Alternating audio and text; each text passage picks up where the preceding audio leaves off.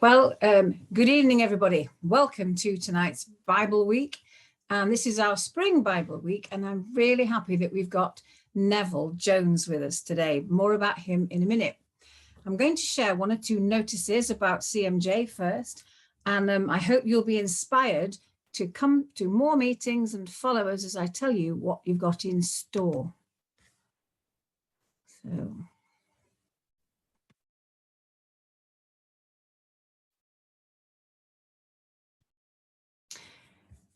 And let's go. So next May, in May, you know that every month we have a Wednesday afternoon event with a speaker, and they're always really popular. We used to have them in-house, and now we do them by Zoom. So Kelvin Crombie is going to be our next speaker in May, and he's going to be speaking about the research he's doing and about the fact that this year is the 200th anniversary since CMJ started its work fully in Israel. And he's going to be speaking in May, and then in September, we're doing a tour around Britain in 10 or more different places, and he'll be speaking about a different founder in each place and how it expanded and how the work in Israel began. So there'll be very exciting meetings, and we hope you'll come to more than one of them. And if I can make this move on. Here, this is our conference that's coming up. The conference is Mark Green, and it's again in Yarnfield. We had it in Yarnfield last year. That's in Staffordshire, I believe. And it's the 7th to the 9th of July. And there's a full program for youth and for children and for babies. So there's no excuse. There's something for everybody. The whole family can come. It's always a very popular event. I'll come back to that in a minute. But I want to... the window has closed. Wait a moment. Let's have it back on. And let's see if we can show you the beginning. Because CMJ, as you probably all know, started in 1809. And why? Because we just think these guys are great. And we want to reach them with the very gospel they gave to us. And it says in Romans, I'm not ashamed of the gospel of Christ. It's the power of salvation to everybody that believes, to the Jew first, and also to the Grecian, which of course is Gentiles. That's you and me. That's us. We've got a new JET course that one of our missionaries has done, one of our evangelists, our workers, and the JET is the Jewish Engagement Training. And he's done a great job. There are 4 talks. You can follow them there, Kingdom Culture, Care and Calendar. And the JET course has been sent out. And if you want your own copy, just write into the office and it will be there. Tonight, as you listen to Neville, you're probably going to have some questions or comments that you want to raise, make, say. So I would like to invite you to send those questions to me. I think it's better than trying to put them on the questions and try and ask them tonight. If, as you listen to Neville, take it down, make a note and send it to janem@cmj.org.uk. And by tomorrow night, Neville will have the questions. We'll put them to him and see what he has to say about the answers. He's going to be speaking again, as I said, tomorrow. That's Wednesday, 7:30, the same time, on the next topic. And then again on Thursday at the same time, on the 3rd and final of his 3 topics for this week. And I also want to draw your attention, if you can speak French, you might be interested that we're doing a conference in France, CMJ France, in next month, the 12th to the 14th of May. And we're taking the Bible Come to Life exhibition there to Caen. So here again is Kelvin with the afternoon event, and there's the conference. And I couldn't not show this, and it'll become apparent in a bit why I showed it, because you'll all know who the big chap is, who the little chap is, and what's going on in the joke. So take note of that and remember it when Neville speaks to us. So I'm going to stop sharing, and I'm just going to welcome Neville. So Neville came into CMJ, I think, when he married into the Aidney family, wasn't it? So that was 1980. 83. 1983, I think he said, yeah. So 1983, Neville married Anthea Jones, and Anthea Jones is the third generation of the Aidenes who've all been great CMJ workers across the world. So Neville, in his own right, did a degree in Bristol and then an MSc in Oxford, and he's an expert in rocks and dating rocks. And we had a great conversation because I think rocks are fascinating, and you can actually tell how old they are by the crystal structures inside of them. But that's not what he's talking about tonight, and it's not his job, because he went in to programming for computer software, and he does computer programs for libraries across the country. So it sounds very fascinating, but in his spare time, of which he can't have much but must find it somewhere, he's a lover of archaeology. Well, of course, with the rocks and things, I suppose it links a little bit, but he's done much archaeological research and findings in Israel, where he and Anthea were, I think it was 7 years, at the Anglican International School, where Anthea was the matron. That was the same time Rosemary Saunders was the principal, the director. And Neville was actually working from home, because even though he was in Jerusalem, he was able to work on his laptop and do all the work he normally did, with a couple of trips over to England to sort things out. So with no further ado, I'd like to welcome you, Neville, and we're really looking forward to what you've got to say tonight. Thank you. Yes, thank you, Jane. Yes, and just a bit to add to a little bit of what you said. As you say, we were living and working in Jerusalem for 7 years, and we had a spare room, so we'd invite folk to come and stay with us, particularly people that we knew in church that wouldn't otherwise make a trip to Israel. So they're staying with us, and we're living in Jerusalem, and so there's things that you can go and walk and see and talk about, you know, archaeological sites or interesting churches. But then we'd also hire a car and drive up to Galilee and see those sites there. And as we had more and more people, and we'd visit, you know, several sites over and try and add new places to visit into the little mini tour that we did, I got to know these places quite well, and particularly the things that would, you know, make people sit up and take notice. So I quite enjoyed doing that, and watching the stones speak to people. And that's a bit of what we're going to do in these sessions this week. So I'm going to start by quoting a verse, and it says, "Even though I walk through the valley of the shadow of death, I will fear no evil." Now that's a verse from the well-known Psalm 23 by David. But what's not so well known is that that valley, the valley of the shadow of death, has a name, and it's called the Valley of Elah. And this is the valley where David fought Goliath. And overlooking that valley, there's an archaeological site, and it's that site that we're going to be looking at and talking about this evening. And the site name is Tibet Kaiafa. Now, I'm sure most of you won't have heard of that, and you'll be a bit of an enthusiast if you have.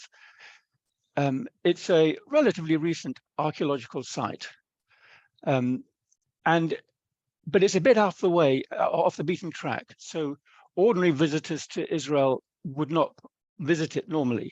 So this is why I think it's ideal for this. Not only does it link to a really well-known story, and it has some interesting things to show, but also it's one that people may well not have heard of or know much about so far. So if you have a Bible to hand, you might want to turn to 1 Samuel 17, because that's the chapter about David and Goliath. But what I'm going to do this evening, I'm first of all going to show you some photos or some maps and photos for the first half, I think, and then we're going to dip in to read some part of the text from 1 Samuel 17. And then I'm going to share about an 8-minute video which recaps some of the things I said and adds to it. And then I'll summarize up after that. So I'm not quite sure how long this will take, but we could well run on for, you know, about an hour or more. Okay, so the first thing I'm going to emphasize is location. Bible geography is important. And sometimes it can be difficult to get into the subject. But once you've been to Israel and you've visited some of these sites, and suddenly things begin to quick, you know, the bells ring and you see, oh, that makes it. Oops, I've got a ringing sound in my headphones, Jane. I'm not quite sure whether.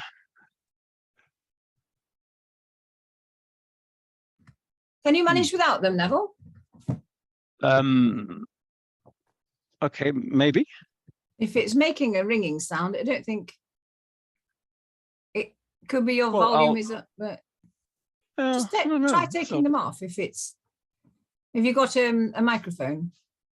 Well, I need to switch my You're coming across loud and clear. Yes, I'm sure I am.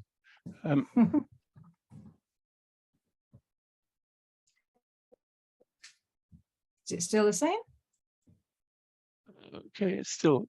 I'll just carry on. Oh, you take them off if you think it'll work. No, okay. We can hear you perfectly well. Yeah. Okay, well, that's the main thing anyway. Okay, so yeah, talking about Bible location. I'll be showing some maps, and these are the maps from my study Bible, which is an ESV, English Standard Version, but it's got really good maps in it. And I bought them so I can share them in Bible studies, so that's what I'll be doing. So I'm going to share my screen.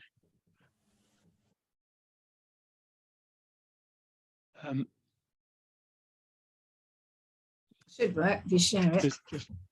Just doing that now. Yeah. Okay.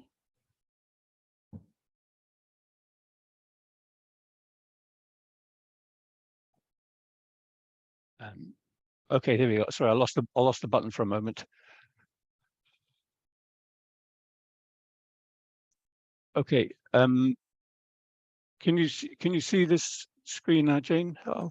Yes, we can see it perfectly. Okay, so this is a map. It happens to be on the page in my Bible of 1 Samuel 17, and it's divided into two parts. And so I split the picture into two parts, and so we're going to look at each in turn. So this first map goes from the Mediterranean Sea to roughly the Dead Sea, and it shows various place names named around the time of David. You notice there's Jebus rather than Jerusalem there, and it's got the roots of the roads in those days, 3,000 years ago. And there's a section of it that's got this brown square around it, and got various names in there, and that's where we're going to home in on in the next slide. It's rather high resolution, but hopefully you get the idea. So this has got a number of place names. So can you see in the middle is written the Valley of Elah, and Azekah is a city there, and Soko. So what I'm going to do now is I'm going to read the first 3 verses of 1 Samuel 17. It goes like this. Now the Philistines gathered their armies for battle, and they were gathered at Soko, which belongs to Judah, and encamped between Soko and Azekah in Ephes Damim. And Saul and the men of Israel were gathered and encamped in the valley of Elah, and drew up in line of battle against the Philistines. And the Philistines stood on the mountain on one side, and Israel stood on the mountain on the other side, with a valley in between them. So here we have, drawn on this map, is the Israelite camp, and they're on the north side of the valley, and the Philistine camp is on the south side. And 2 of those places mentioned there were Azekah and Soko, and the Philistines are camped on the hillside between those two places mentioned. And now I'm going to move over to an aerial photo taken from Google Maps. So this north-south yellow line is the main road, the Route 38, and if you can follow the cursor, that it does a dog leg around through that photograph, starting at the top left and going south and then east again. And on the north side of that, this is a hilly area, and on this place here is the archaeological site called Kirbet Kayafa. And over here near the top left-hand side is the place called Azakar, or Tel Azakar, which is an archaeological site. And right in the bottom right-hand corner is Tel Soko, which is the other place that is mentioned on in verse 1 there of the Bible. And it said, the Bible said that the Philistines were camped between Tel Azakar and Soko. And so in fact, they were on this hillside here, looking north, and the Israelites were on this hillside here, looking south, with this valley in between them. So the photograph I've got here is from that place called Tel Azakar, and it's looking at the Eli Valley, which goes along here, and then it swings round and heads east up there. Now, this is the place where people, if they're going to come anywhere near to this site, they go up here because coaches can come up to the top of Tel Azakar, and you get out, stand on the top, and your tour guide will point to various places here. And this is where the battle between David and Goliath took place, although it actually took place round the corner in the valley, out of sight from this point of view. Now, just over here, you won't really be able to spot it, but this is the place of the archaeological site that we're going to be talking about. This is the site of Kirbet Kayafa. And we'll move on to the next site. So this is taken from the south side of the valley, nearby where the Philistines would have been. And so this in front, this green stretch in front, is the flat valley floor of the Eli Valley. And the Eli Valley swings round and goes north. And this hill here is where that last picture was taken from. That's the Tel Azakar. And this is looking a bit further to the right, so that you can see much better in this one, the hillside where the Israelites were encamped, looking south over the valley, and the picture is taken from roughly where the Philistines would have been camped. And so back to the map again. So the Israelites are here on this hillside, the Philistines are here on this hillside, and you've got a valley between. And the other interesting factor about this geography is that there's a little, well, it's a dry riverbed or a dry brook running down the valley, and it goes down here. But at this point, it crosses over to the other side of the valley and runs here right next to the hillside where the Israelites are camped, and then it turns north and goes up that way. So that's the brook of Elah. And the brook will feature in later on, because something to do with 5 smooth stones. You can probably work that one out. But its sighting is actually a relevant aspect. And this next picture is actually, this is the course of the Elah Brook as it runs close to the hillside. In fact, it's cut in to the hillside. Oops, there, sorry. Cut into the hillside on that hill, a bit further along where the Israelites are encamped. And this is, again, looking from the south to the north across this flat valley bottom, from the place called Tel Soko, looking across, and up here is the archaeological site in a great position to overlook anything that was going on in the valley below.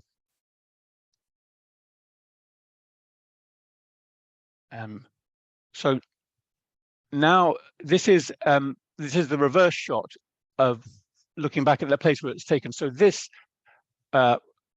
pale brown mound is called Tel Soko, which was a city there. Hasn't been excavated really very much, but that's on the south side, and that's the name that occurs in the text as one of the bounds of where the Israelites were camped. So it was a city at the time, so that's why it ends up being named as a kind of placeholder in verse 1 there.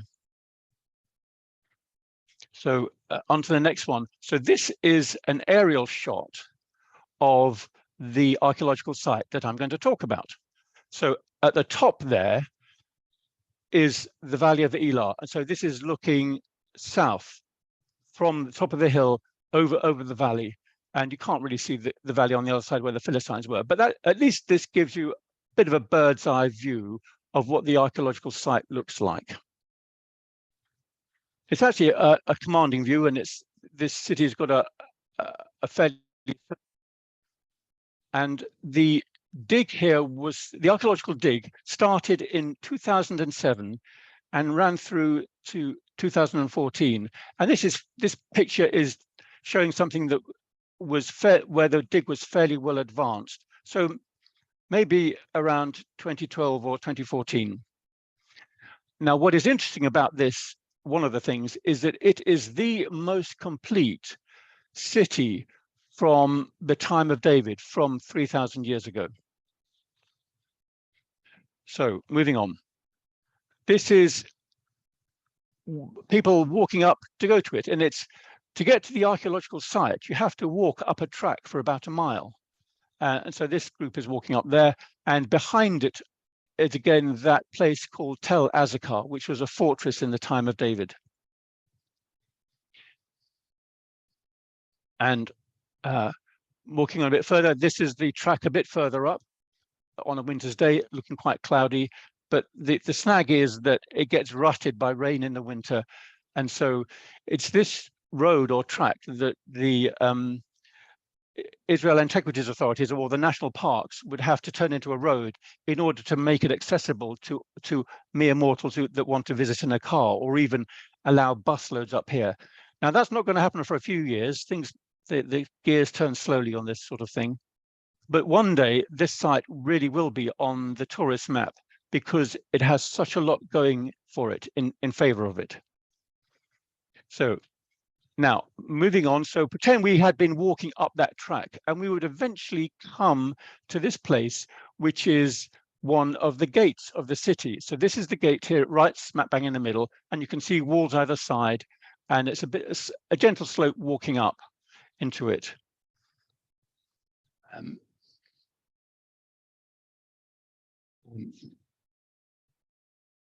This gate is called the West Gate. And as I said, this is dated to 3,000 years ago, to 1000 BC. And they did the carbon dating in Oxford, where I did my geology stuff. What's interesting is that they did the carbon dating using olive stones, so burnt olive pits. And they had about 2 or 3 dozen of these, and they sent them off for dating. And they came back with dates between 980 and 1020 BC. So basically smack bang on the years relating to the life of David.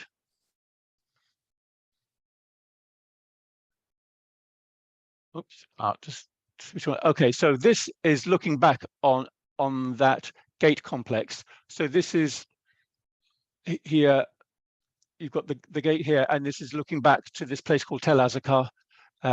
So this is the gate on the west side. And the Elah Valley at this point is going between these two hills, and it turns east there and heads towards the sea. So this direction here is the Mediterranean Sea. Whoops.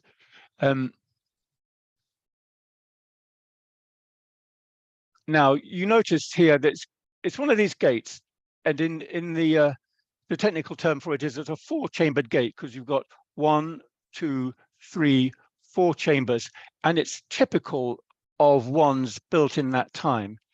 And I've got another picture here. So this is looking down on the gate. So there's this chamber here, there's one here, there's one there, and there's one there.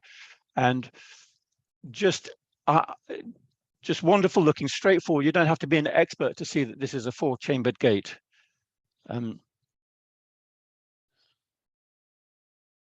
moving on, and this is the wall next to the gate. And I just wanted to point out this. Can you see the cement line that's going around here? This is called the restoration line. And this is sort of a little bit of an act of honesty in terms of the archaeology, because they uncover these things and then they have a go a little bit, you know, they pick up the stones that are at the bottom of the wall, then put them up. And so what they've done is that they've made it clear which stones they've replaced and which were always there before they started the dig. But so you can see that this wall is pretty intact and clearly a wall in the right place, and just a few stones have been added on top when it's obvious to know where to replace them. This picture here is my wife standing on the right hand to give us some scale. This is the threshold stone of that gate, that west gate, and looking west towards the Mediterranean Sea. And notice, can you see the stone here? It's got a socket in it. Now, this is the hinge post would sit in the socket. So this is actually in situ where the wooden gate would be.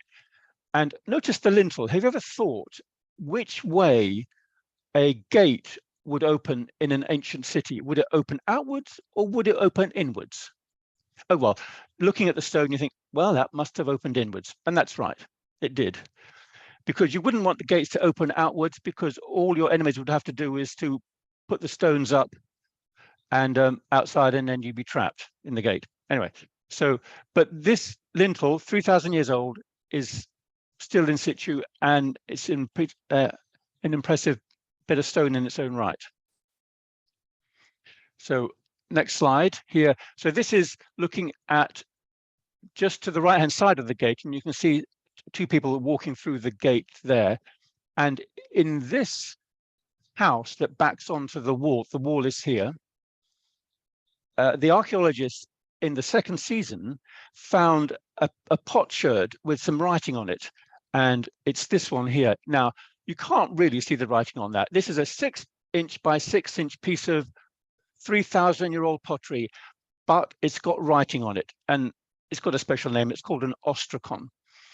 But this is the writing, and this is basically really, really early Hebrew or Proto-Canaanite script. The thing is that it's the largest amount of script at the time it was discovered relating to this time of 3,000 years ago. So, I mean, there are existing various names of people on things like jars containing things of script from this period, but never such a large piece of script. So this is something that gets the experts in ancient scripts really excited. We have more examples of text, of early Hebrew text from about 7,000 or 700 or 800 BC, but very little from 1000 BC. So this is a real find. The only snag was that it was a bit difficult to interpret, and so the translation of it is, well, the scholars haven't really managed to agree very much on it, but that's not news really, that scholars disagree. But less important of what it says, it's actually what it represents, that people were writing, you know, ordinary people were writing on pottery sherds 3,000 years ago. Okay, so this is also in that same neighborhood of the archaeological site. It's called the West area. And what I wanted to point out here is that there's another of these houses here that backs onto the wall. So the city wall is behind it. And just above this level here is the level of the soil. And then there's another rough stone wall behind it. So these are the foundations of a house. And the soil level helps you understand actually that this site wasn't very far below the surface of the soil. They didn't have to dig very far to uncover this stuff from 3,000 years ago. The wall up here is from the Greek Hellenistic period, about 200 to 300 BC. And then after that, there's really essentially nothing else on this site. So it's only had 2 episodes of habitation and for something 3,000 years old is really quite remarkable. So I'm going to switch to another slide. So this is again at the same place, but looking in a different direction. And if you look here, you'll see the soil level here. And this is the outside wall. And you can see that basically everything, the foundations of the house and those sort of things were preserved just immediately below soil level. So moving on in our tour of this little archaeological site, this is right in the middle of that circular area that I showed in the aerial shot. And there's an administrative building here, there's a tree growing in it now for some reason. But here, this is a bit of concrete sitting over a cistern. And the bit of concrete there is modern, and it's for stopping people falling in, I think, as well as providing them a bench to sit on. So there's a large underground water cistern down there. But that's in the center, and the archaeologists would have described this as the administrative building. You know, the size of the house and the thickness of the walls and so on. But now we're walked over to another significant part of the excavation of this. And this is the south gate. And clearly you can see it's another of these 4-chambered gates, like the first one that we saw. And it's very unusual for a city like this to have 2 gates, basically because the gate was the weak point of the structure. In other words, you had to have people staying up, watching the gate, paying attention to anybody who's trying to sneak up. But so to have 2 gates in the city is unusual, because you've got to have double the number of people standing guard over them. But there's an explanation of why that might have been the case for this site being able to have 2 gates without a problem. And notice on this side here, there is stone slabs over a small ditch, and that's the town drain. So they even had urban drainage systems 3,000 years ago, and it just, it takes mainly it'll be rainwater that was falling on the place, and they wanted to get rid of it. And so but both gates have a drain running out of the gate and down the side of the hill. So just a close-up of the right-hand side of that wall, you can see that this restoration line.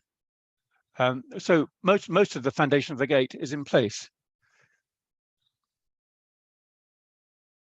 And this is stepping outside the gate and looking back at it. And so you've got this one stone here, which is about the height of a person. So this stone, but basically what you draw from seeing seriously large stones built into a wall like this is that you've got to have organization and motivation and an authority structure.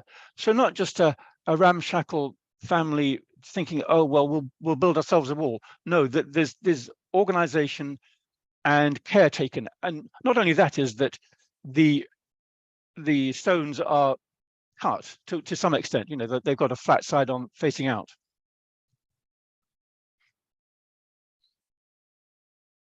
And someone once calculated that in this site alone, how much stone it represented.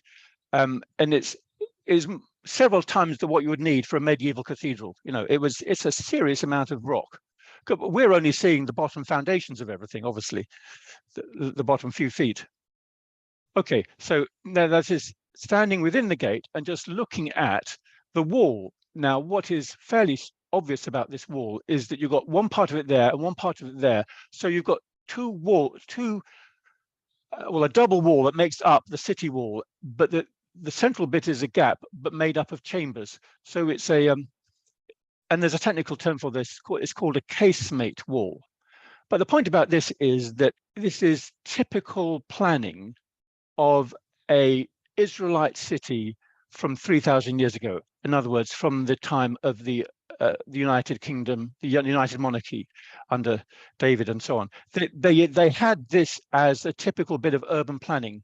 So a double-walled city wall with rooms in, and actually the houses built up against the city wall had an entranceway so that they could use it as storage or sleeping space as part of the house. And quick look the other way, you'll see again these chambers built into the double wall, and very impressive. And this photo also shows the Valley of Elah down the right hand side there.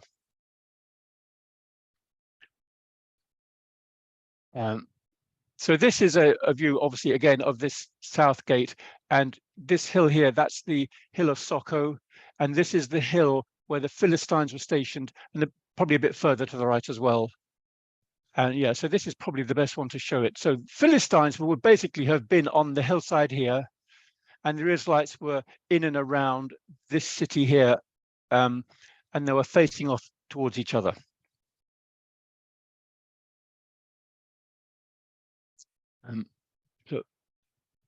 Okay, and then this is the view again, looking across the Elah Valley, and the Philistines might have stretched to a bit there as well. So, okay, well, okay, now we're going to, having done that, we're going to switch to, I'll read passages from 1 Samuel 17. So we read the first 4 verses, so we won't recap them. So I'll start reading from verse 4, and we'll read through to verse 11. Okay, and there came out from the camp of the Philistines a champion named Goliath of Gath, whose height was 6 cubits and a span. He had a helmet of bronze on his head, and he was armed with a coat of mail. And the weight of the coat was 5,000 shekels of bronze. And he had bronze armor on his legs, and a javelin of bronze slung between his shoulders. The shaft of his spear was like a weaver's beam, and his spear's head weighed 600 shekels of iron. And his shield bearer went before him. He stood and shouted to the ranks of Israel, "Why have you come out to draw up for battle? Am I not a Philistine? Are you not the servants of Saul? Choose a man for yourselves and let him come down to me. If he is able to fight with me and kill me, then we will be your servants. But if I prevail against him and kill him, then you shall be our servants and serve us." And the Philistine said, "I defy the ranks of Israel this day. Give me a man that we may fight together." When Saul and all Israel heard the words of the Philistines, they were dismayed and greatly afraid. Okay, stop there. I'll pick up a few comments from that passage. Notice that most of what Goliath was wearing was bronze, all bronze armor, bronze javelin, but he had an iron-tipped spear. And for those who are not quite sure, this is indicative of the Philistines, because the Philistines had the mastery of making iron.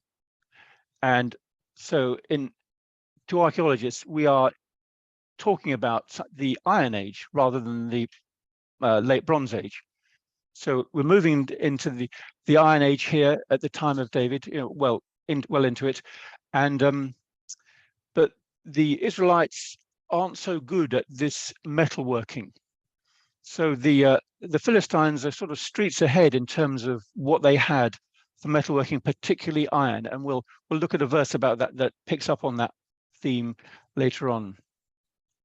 So what Goliath does, he walks across the valley, so about halfway across, or even a bit further than that, and shouts up at the Israelites. And do you think it could be heard? Yes, is the answer, and actually quite easily. That often when we're standing there, taking people to this place, and we're standing, let's say, in this south gate here, and you can see a road which is actually about kind of 3/4 the way across. So there's a road running along here, and if it's a reasonably calm day, you can hear the sound of the trucks and the cars going down that road. And so if you've got a 9'6" loudmouth striding across and really wanting to make people hear him, he will have no difficulty at all in being heard. It's partly to do with the acoustics of the sound rising up from the valley up the side of the hill. It's interesting to see how acoustics work in some of these natural environments. You know, you don't need a PA system at all, no problem. Now that last verse says, when Saul and all Israel heard these words of the Philistines, they were dismayed and greatly afraid. And Saul, King Saul in particular, was dismayed. Why? Because he knew that he was the man who should go down there and lead from the front and take on Goliath. But, and it's a big but, he knew that the Lord had left him.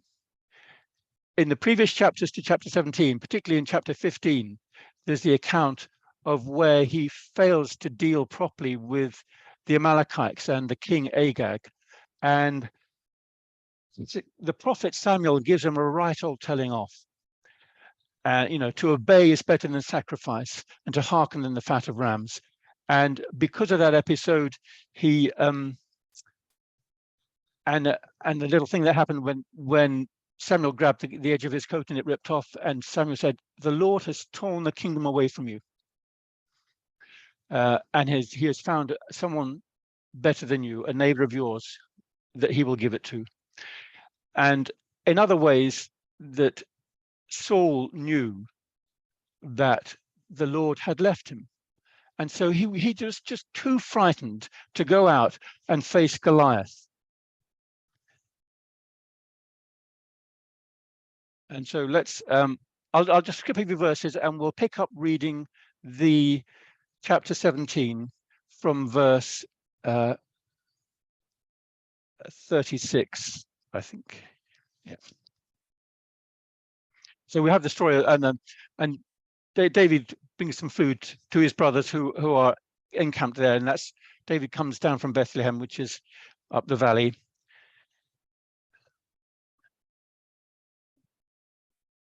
And well, actually, I'll read from I'll start from verse 19. So verse 19. Now Saul and they and all the men of Israel were in the valley of Elah fighting with the Philistines. And David rose early in the morning and left the sheep with a keeper and took the provisions and went as his father Jesse had commanded him. And he came to the encampment as the host was going out to the battle line, shouting the war cry. And Israel and the Philistines drew up for battle, army against army. And David left the things in charge of the keeper of the baggage and ran to the ranks and went and greeted his brothers. As he talked to them, behold, the champion, the Philistine of Gath, Goliath by name, came up out of the ranks of the Philistines and spoke the same words as before, and David heard him.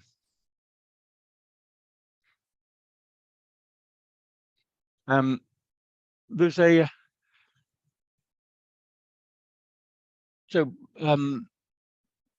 what weapons did the Israelites have? Well, I'm going to just read you some verses from 1 Samuel 13. So as an aside, but it actually adds a bit of color to the story. So 1 Samuel 13 verse 19 is like this. Now there was no blacksmith to be found throughout all the land of Israel, for the Philistines said, lest the Hebrews make themselves swords or spears. But every one of the Israelites went down to the Philistines to sharpen his plowshare, his mattock, his axe, and his sickle. And the charge was 2/3 of a shekel for the plowshares, and for the mattocks, and 1/3 of a shekel for the sharpening of the axes and for setting the goads. So on the day of the battle, there was neither sword nor spear found in the hand of any of the people with Saul and Jonathan. But Saul and Jonathan and his son had them. And the garrison of the Philistines went out at the pass of Michmash. So that's a preamble to some of the battles that Saul and Jonathan had against the Philistines. But the picture it's painting is that actually only a handful of people in the Israelite army, only the royal family, had the serious kit, the metal swords and shields. Everybody else had to make do with clubs or whatever, you know, to fight the battle with. And in the intervening chapters, there wasn't really, the situation didn't change. The text says that at least the battles that Saul won were enough to keep the Philistines and the nations around from plundering them, but there's no record of them being able to get their hands on weapons of any significant quantity. But that's about to change. Oh, there's one thing I didn't mention at the beginning. There's a word in verse 1 about on the location of this place. There's this phrase that they are based at, they come out at Ephes Damim is the name of the place, the exact place of where this was happening. And I think Ephes Damim is a name given to that after the event. Now, not many people will necessarily know Hebrew, and I didn't know this until I'd been around Hebrew a bit more. Ephes Damim means 0 bloods. And this is interesting. So I think we can take this as a slightly one-sided assessment of how the day went. 0 blood on the Israelite side.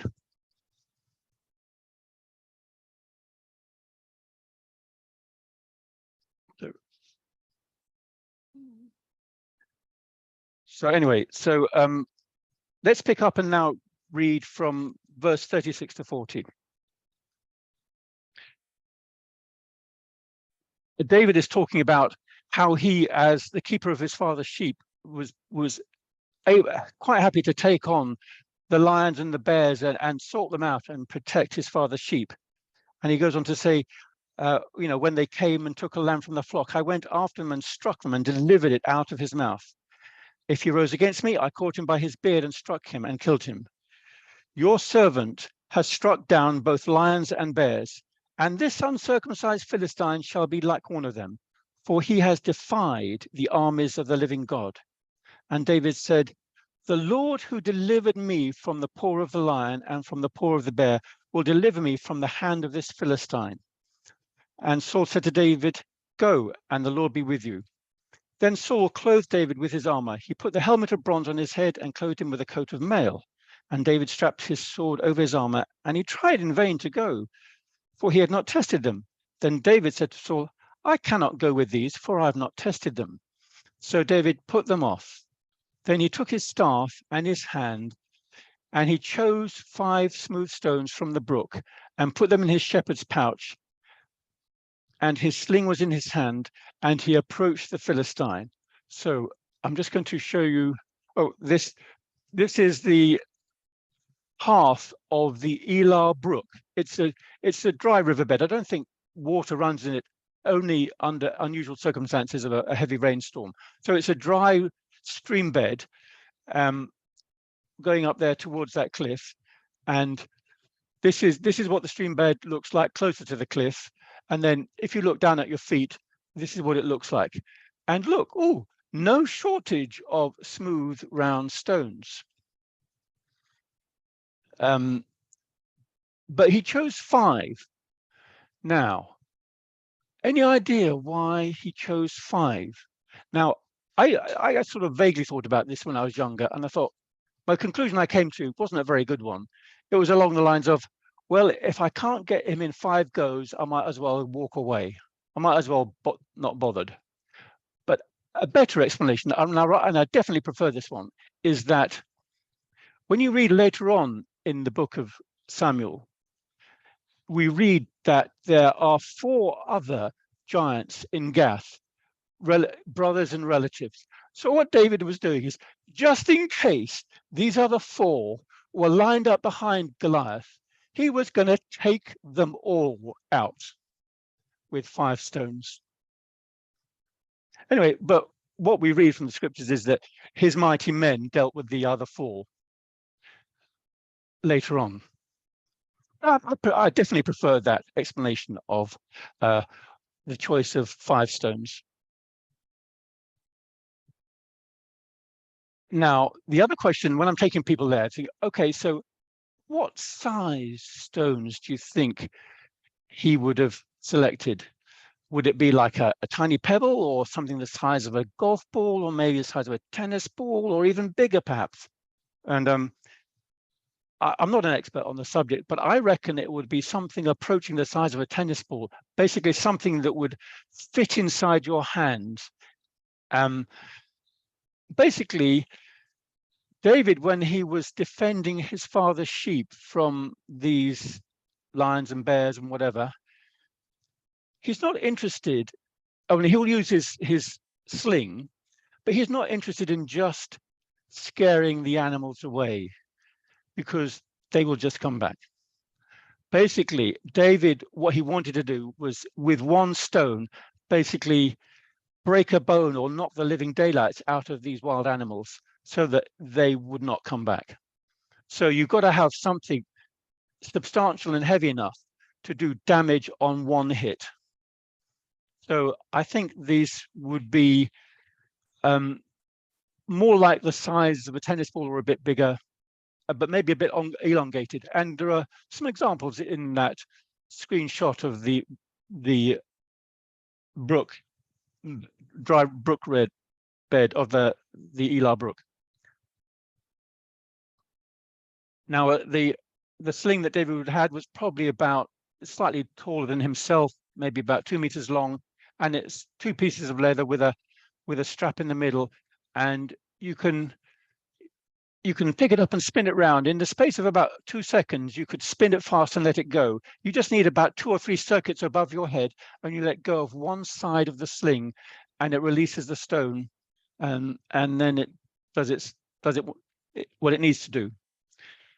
And then David, I can imagine him, in the idle moments on the hillside near Bethlehem, he would set up a pile of rocks, like a little tower of rocks, and walk away, maybe 100 yards away, and see if he could knock the stone off the top of that pile of pebbles. And he would practice like that. So just so that he could defend his father's flock of sheep. But today, on this day, it came in handy for another sort of enemy.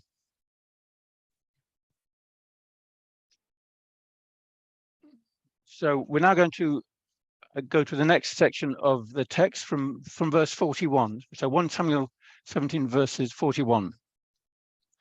So this is where the action begins to heat up. And the Philistine moved toward and came near to David, and his shield bearer in front of him.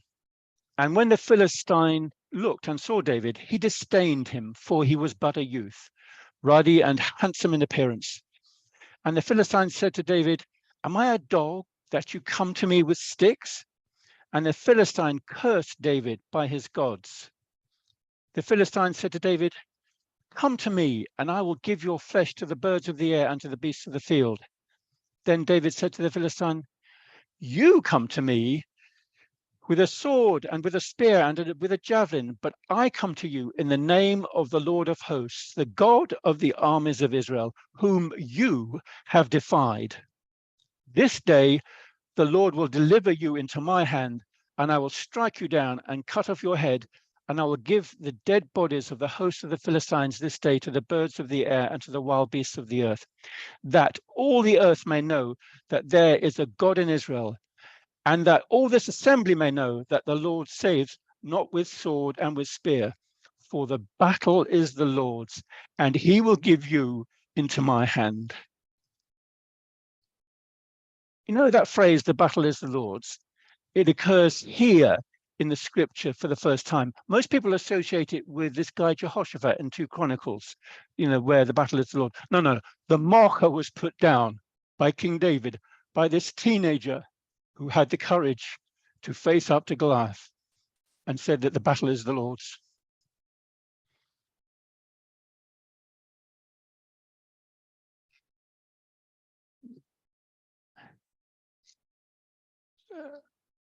So I'm going to read on to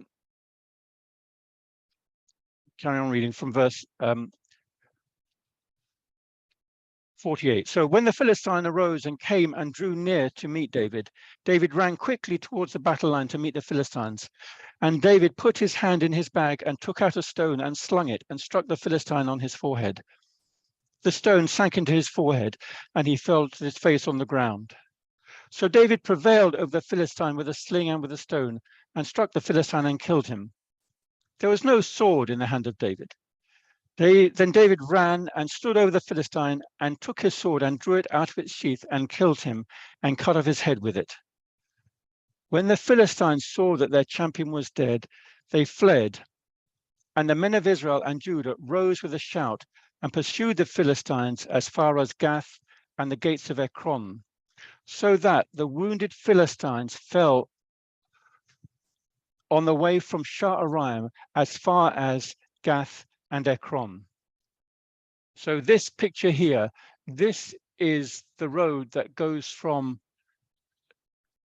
where the archaeological site, it goes eastwards and it towards Tel Azakar and then down to the east towards the Philistine camps. So I've got the map back up on the screen here. And if you can see the word Israelite camp there, and there's an arrow pointing to that brown area, well, the archaeological site is basically on the arrowhead of that arrow pointing into the middle of the Israelite camp.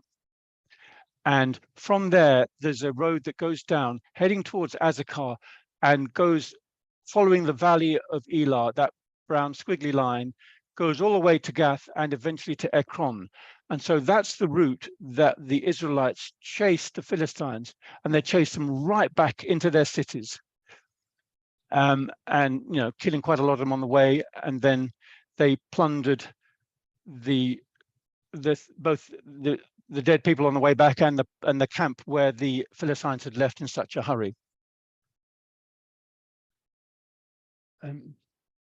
So this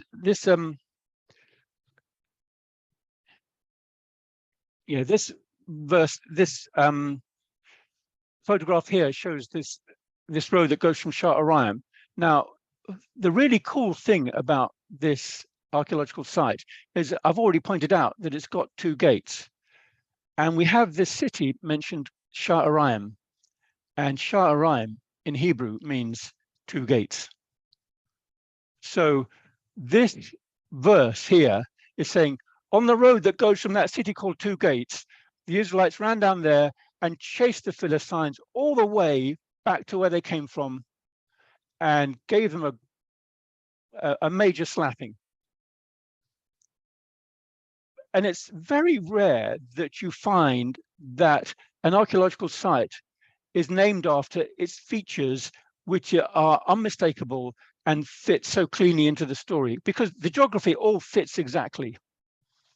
So this is what I like about this site, that it's not only it builds up the picture of the countryside around where this battle happened, but it also, and you can see which way the Philistines had to run and how the Israelites chased them down. But it locks it in, because of that word, to be convincingly as the right place. So in verse 53, we've got the well, okay, I'll just carry on reading. Oh, I'll reread that chapter, verse 52. And the men of Israel and Judah rose with a shout and pursued the Philistines as far as Gath and the gates of Ekron, so that the wounded Philistines fell on the way from Sha'araim as far as Gath and Ekron. And the people of Israel came back from chasing the Philistines, and they plundered their camp, because that's how they got a decent amount of iron weapons, because they didn't have them before then.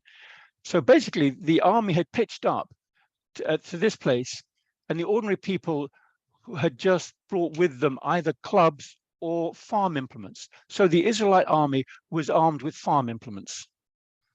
So that's why they wanted to plunder the camp and get their hands on some decent kit, swords, and so on.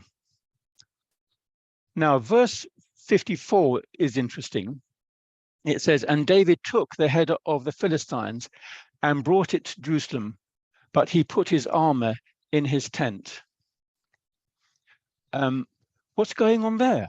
So there is a route that goes from Soko right up to Jebus. So just imagine David holding Goliath's head by the hair, and it's a bloody drippy mess, and he walks a day's walk up to Jebus, the city of the Jebusites, and he stands outside the wall, holds up the head of Goliath as if to say, look at this, you're next. In other words, David had already got it on his heart that this city that was only 6 miles away from Bethlehem should not be a place where the Canaanites were living, the Jebusites were living. This was the land that had been promised to his ancestors, and he had already set his heart on doing something about it. So that's why he takes the head of Goliath just as a heads up, you know, this has just happened, you know, watch out. And it took a few years before that happened, but maybe 15 years later, after he'd been king 7 years in Hebron, he marches up to Jerusalem, Jebus, and then they take it by stealth through the water system. And what was the city of the Jebusites becomes the city of David. So the last pictures that I'm going to show you is this one here. You never know who you're going to meet in the gate. And this is Joseph Garfinkel, the professor of archaeology at the Hebrew University. And he and a colleague at the Israel Antiquities Authority, these two guys are the ones who did this dig. And you will see him interviewed in this video coming up. And I just happened to bump into him, as you do, because it's the gate. And I took a photograph of Yossi Garfinkel, and very sporting he was too. So so now I'm going to stop sharing that.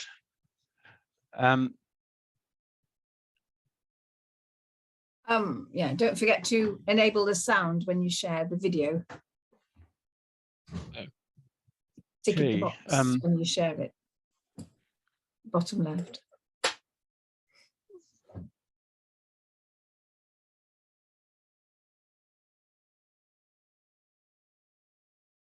Okay. So I just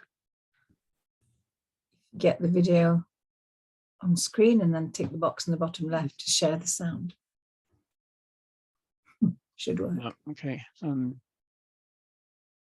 No, I'm just going to do this here. So I had it open and then I managed to close it. Yeah. Okay. Too easily done. Yeah. That's amazing. So I'm going to share. I'm going to share the screen.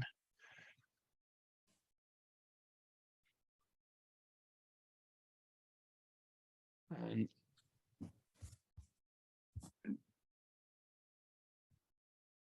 if I play it, is the sound coming through? Is it coming? No, the sound's not coming through. In the bottom left, there are two small boxes to enable the sound. You have to just tick them on the screen where your files are as you share them. When you go to share them, where they are, there are two tiny little boxes. Maybe just stop it and try it again. Yes, I will. Oh, well, stop sharing it. Yeah, and then when you go to choose it, you can choose any file, can't you? So when you choose this at the bottom left, there should be. Okay, I'll do that again. Looks interesting though. Hope you can find the sound. Share screen. Okay, share sound. Sorry. Yeah. Yeah. Tick that. Optimize for video clip. I'll click that one as well, just for good measure. You need to click both boxes. Yeah.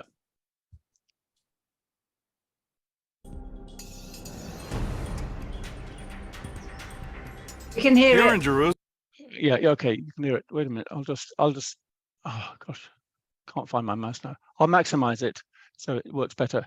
Now I just want to say just a word about this video. It's done by CBN, that's Christian Broadcasting Network. And they do some really good videos. Now, the first minute or so of this video, it will it's a generic introduction to David. So, but the information picks up pace after a minute or two. Okay, so we'll start the video and run it. Here in Jerusalem, his name is everywhere.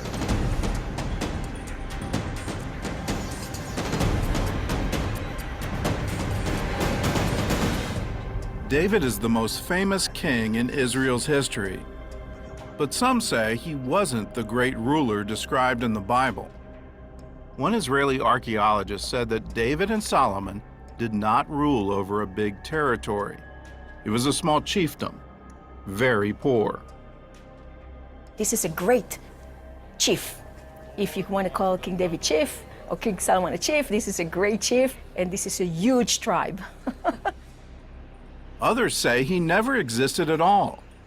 Even a professor of biblical studies who insisted, "I am not the only scholar who suspects that the figure of King David is about as historical as King Arthur."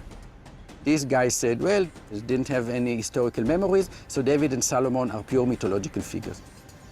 One by one, those archaeological memories are being uncovered, and all over Israel, excavators are confirming the biblical story of Israel's greatest king.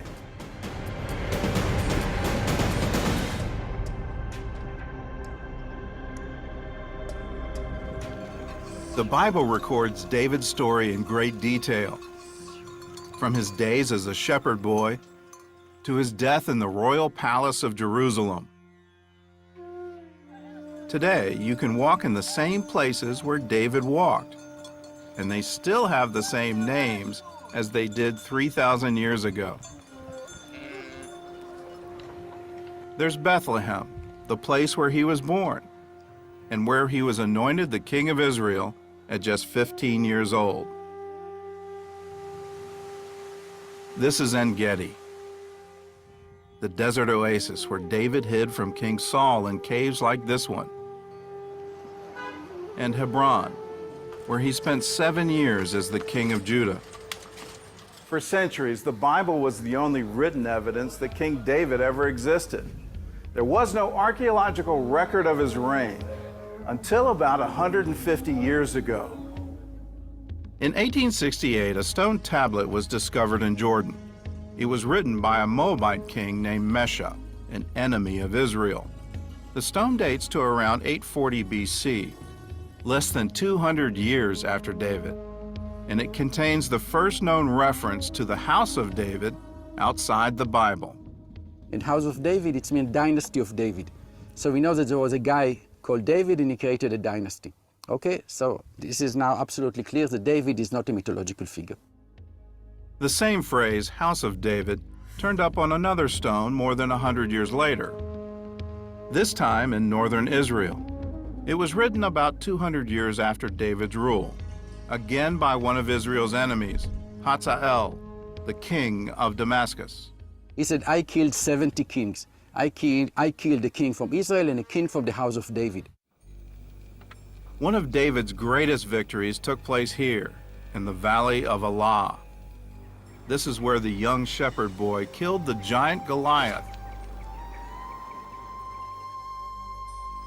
And it's one of the few places where you can still catch a glimpse of the Israel that David knew. Nearby are the ruins of the Philistine city of Gath, the hometown of Goliath, and the remains of the brook where David found the stone that killed him. High above the valley is a fortress that's thousands of years old. To the local Bedouin, this place is still known as Khirbet Daoud, or David's ruin. It's the only Iron Age city in Israel that's perfectly preserved and almost frozen in time. For us as archaeologists, this is one of the richest sites in Israel. This is like a biblical Pompeii. The Hebrew name is Khirbet Qeiyafa, or Fortress of Elah. Archaeologist Joseph Garfinkel first uncovered the city in 2007. He recovered some burnt olive pits from the site and sent them to Oxford University for carbon dating. The results surprised even Garfinkel himself. Turned out that the dating of all these beautiful cities and all the find is from about 1020 to about 980 BC. And this is exactly the time of King David. In David's day, the Valley of Elah served as a neutral zone between the Israelites and the Philistines.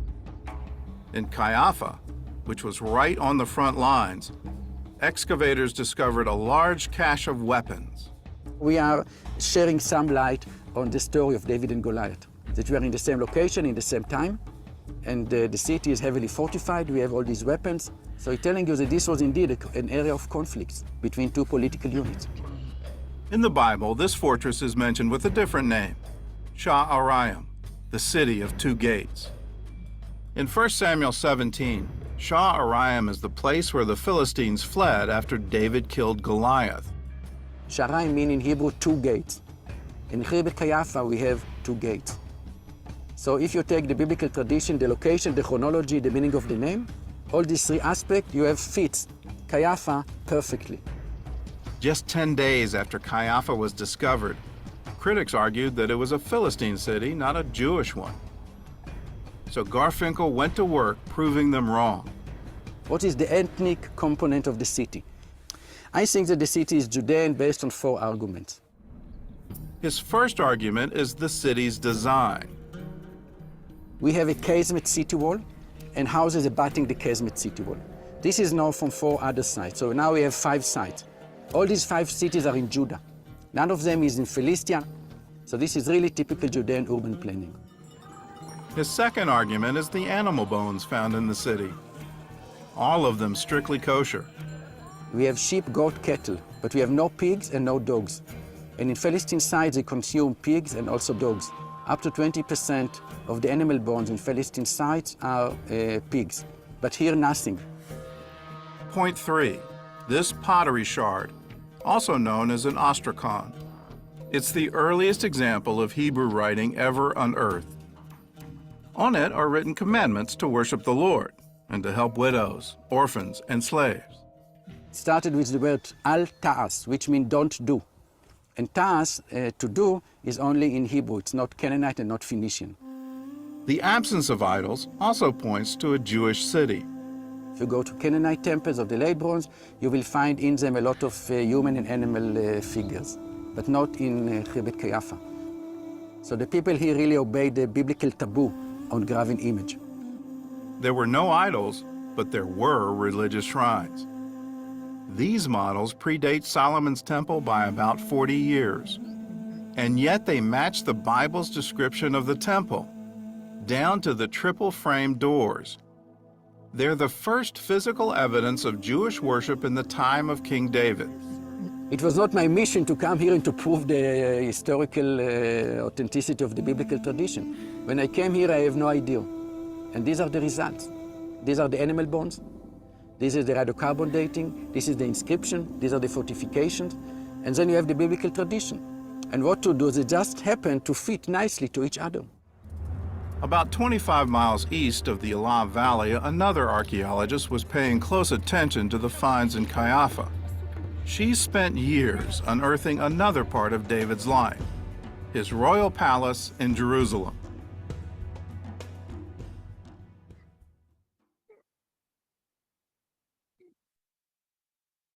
Yeah, and that's another story.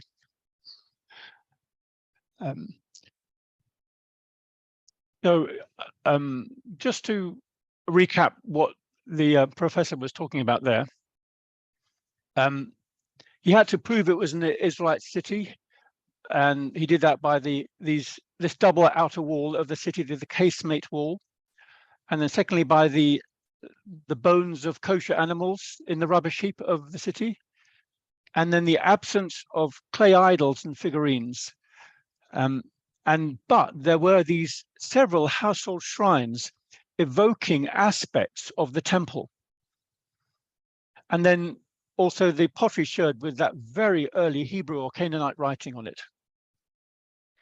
And the dating, the carbon dating, as he said, you know, he didn't know it was going to turn out like that. I mean, he knew it was going, from looking at the rocks, he knew within, say, 300 years what that the site would be, but he didn't know it was going to be actually at the top end of that, at around, plus 1000 BC, plus or minus 20 or 30 years, which is right on the lifetime of David.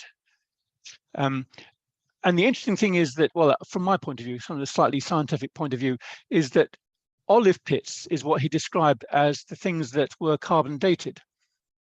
And these are ideal for multiple reasons. One is that they are small and they're quite abundant. They're naturally occurring all over the place, and they're hard enough to be durable.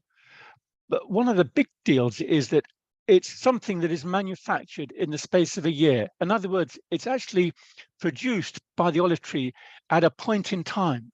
It's not like a lump of wood or a beam in a which has got lots of tree rings in it, and you're not quite sure how much before the use of the wooden beam in a building that it was cut down. And so, I mean, there are other ways of finding out, but olive pits are just great because they correspond to 1 year exactly.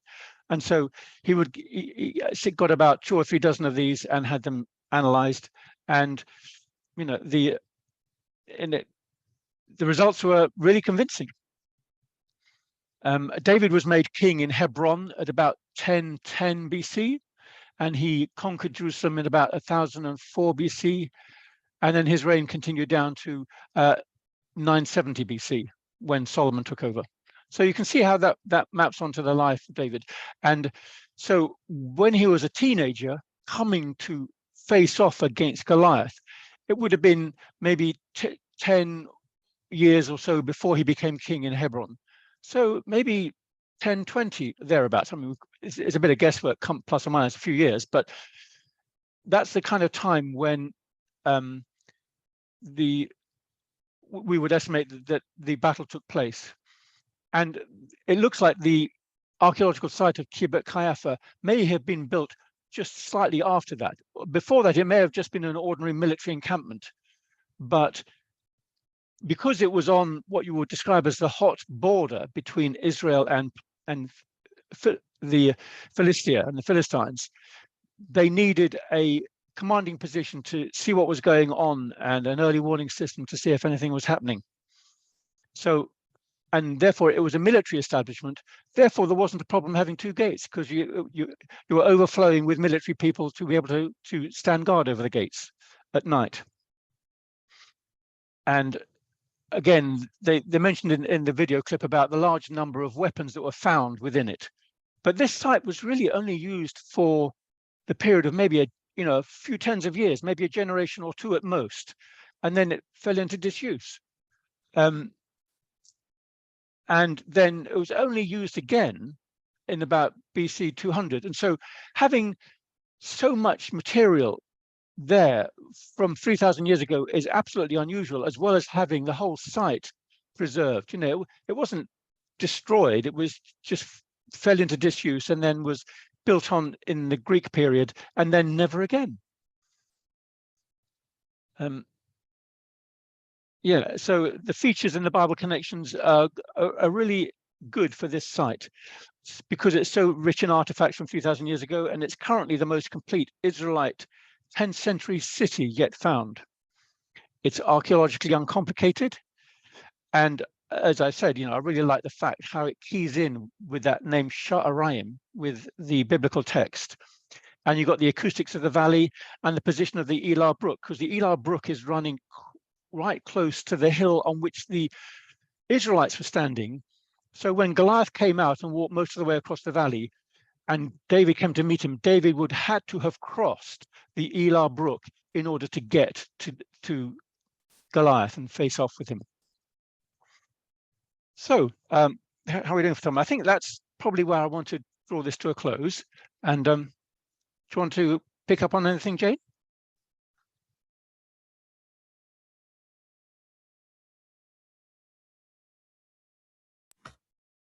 Do I want to pick up on anything? Yeah. I think I know the names of the mound. So the Arabs call it Kibbet Daoud. The Jewish people call it... the Arabic word Kibbet Daoud. Kibbet means ruin. Daoud, ruin.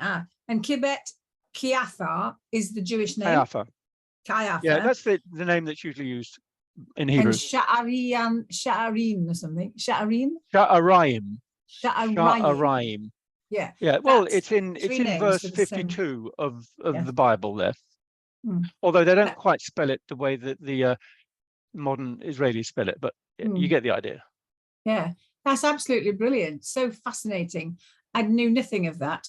And the fact that you met Joseph Garfinkel in the gate, I mean, you had to meet him in the gate because that's where people met. You did, yeah. I mean, that's just incredible. And it should be him out of all those different archaeologists, but the one, well, perhaps it wasn't unusual, but the one that was able to prove the Bible by his findings, as in conjunction with Mishar in Jordan, then the writings from there, also talking about the dynasty of David. So that's absolutely, yeah, brilliant. So amazing. So thank you so much for that.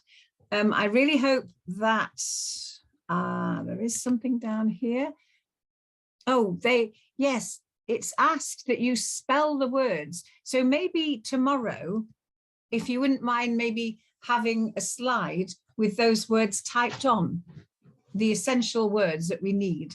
And then that would be useful for people to keep, to be able to write down, or to when they see the film again. I think we'll all be watching it again to see what we missed and to fill in the gaps. But wow, that was incredible. Now, are you still sharing your screen or not? No, you're not. So I can share mine. I want to just go to this. Perhaps this makes more sense to everybody now.